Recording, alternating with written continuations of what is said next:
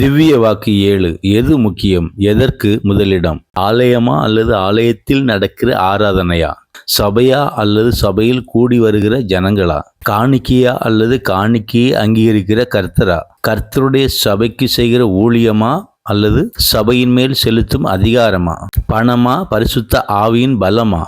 எதற்கு முதலிடம்? எது முக்கியம்? அன்புக்குரியவர்களே, கிறிஸ்தவத்தில் இன்றைக்கு ஆராதனை, அதாவது ஜெபத்துக்கு முக்கியத்துவம் கொடுக்காமல் ஆலயத்திற்கு, அதாவது கட்டிடங்களுக்கு முதலிடமும் முக்கியத்துவமும் கொடுக்கிறார்கள்.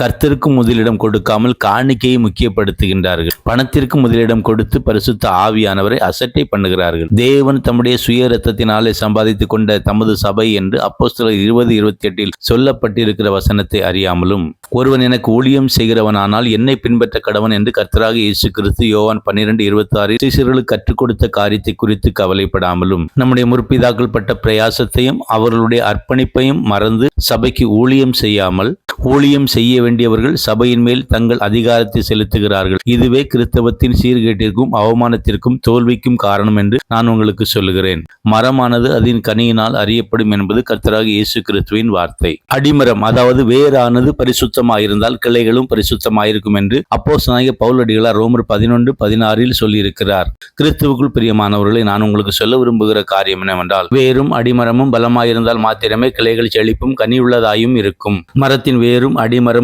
நோயுற்று பலவீனப்பட்டிருந்தால் கிளைகளால் எப்படி கனி கொடுத்து செழிக்க முடியும்? அன்பானவர்களே, தேவனுடைய ராஜ்யத்தின் முன்மாதிரியான திருச்சபை ஆகிய மரத்தின் வேரும் அடிமரமுமாகிய ஆதி திருச்சபைகள் நோயுற்று பலவீனப்பட்டு ஆத்தும பாரம் இல்லாத மலட்டுத்தன்மையை அடைந்திருப்பதே கிளைகளாகிய மிஷினரிகளும் அடைகிற அவமானத்திற்கும் தோல்விக்கும் காரணம் என்று நான் சொல்லுகிறேன். வேரானது பரிசுத்தமாயிருந்தால் கிளைகளும் பரிசுத்தமாயிருக்கும். அடிமரம் பலமுள்ளதாயிருந்தால் கிளைகள் செழிப்பும் கனியுள்ளதாயும் இருக்கும். மாற்றம் அடிமரமாகிய ஆதி திருச்சபைகளில் வந்தால் மாத்திரமே கிளைகளாகிய மிஷினரி ஸ்தாபனங்களும் மிஷினரி ஊழியங்களும் செழித்து ஆத்தும அறுவடையாகிய நல்ல கனிகளை கொண்டு வர முடியும் என்பது என்னுடைய கருத்து.